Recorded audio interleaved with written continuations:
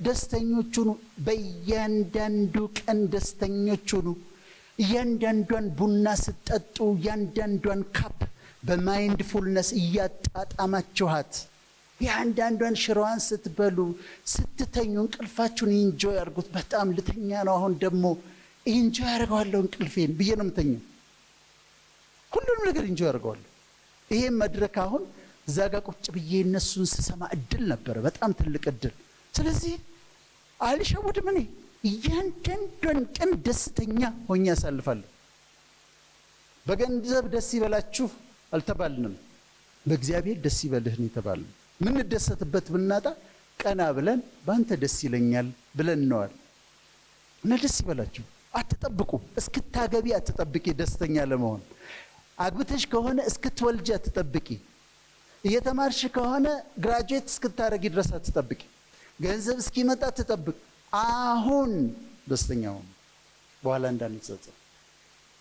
ይቻላል ደስተኛ መሆን፣ ያለ ምንም ምክንያት ደስተኛ መሆን ይቻላል። ያለ ምንም ምክንያት ውሳኔ ነው የሚጠይቀው። ስለዚህ እንጆይ አድርጉት። በመጠሩት ስም ጥሩት እግዚአብሔርን። ወደ እግዚአብሔር ግን ተጠጉ። ቋንቋችሁ ምንም ይሁን፣ ወደ ያህዌ ይሁን፣ ወደ አላህ ይሁን፣ ወደ እግዚአብሔር ይሁን፣ የጸሎት ህይወት ይኖራችሁ። ይሁን ሃይማኖት መስበክ አይደለም፣ ስፒሪቹዋሊቲ ነው።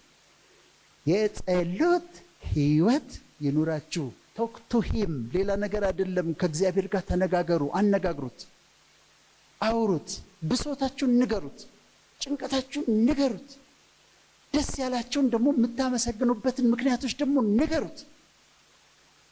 መንፈሳዊ ህይወት ይኖራችሁ፣ እንዳይቆጫችሁ። በሚገባችሁ ቋንቋ የሆነ ስፒሪቹዋል አነጋገር ምንም የግድ ሰራዊት ጌታ እግዚአብሔር ሆይ ላም ማለት የለባችሁ። ወንበር ላይ ቁጭ ብላችሁ ከንተክቱ ይረዳችኋል፣ ያግዛችኋል።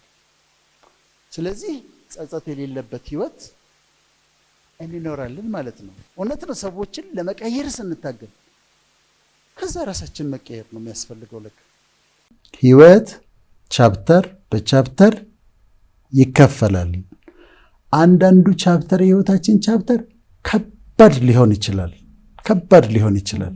እዛኛው ከባዱ ምዕራፍ ላይ ያላችሁ ሰዎች መጽሐፉ ምዕራፍ እንደሚቀየር፣ ቻፕተር እንደሚቀየር ወቁ፣ ምዕራፍ እንደሚቀየር ይወቁ። በህይወታችን በቻፕተሮች የተከፋፈለ ነው ህይወታችን። አንዱ ቻፕተር ሊከብደን ይችላል። አንዱ ህይወታችን ምዕራፍ በጣም አስቸጋሪ ሊሆን ይችላል እና ህይወታችን በዛው የሚያልፍ ይመስለናል። በዛው ጭንቀት፣ በዛው መከራ፣ በዛው ችግር የምናልፍ ይመስለናል። ግን ቻፕተር ይቀየራል፣ ምዕራፍ ይቀየራል፣ ሌላ ምዕራፍ ደግሞ ይመጣል። ይህንን ለማሳየት ነው የፈለግነው። ከዛ ግን መጽሐፍ ሲቀየር ዘመን ነው የሚቀየረው። አሁን በእስራኤል ታሪክ የዳዊትን አስቢው፣ ኪንግ ዴቪድን አስቢው፣ ከዛ ኪንግ ሶሎሞንን አስቢው። ዳዊት በጣም ከባድ ነበር ህይወቱ። ብዙ ውጊያ ነበረ፣ ብዙ ስደት ነበረ፣ ብዙ ጦርነት ነበረ፣ ብዙ ፋይት ማድረግ ነበረበት። አላረፈም። በህይወቱ መጨረሻ ላይ ነው ያረፈው እና የጦርነት ዘመን ነው። ስለዚህ ዘመነ ዳዊት ነበረ ማለት ነው።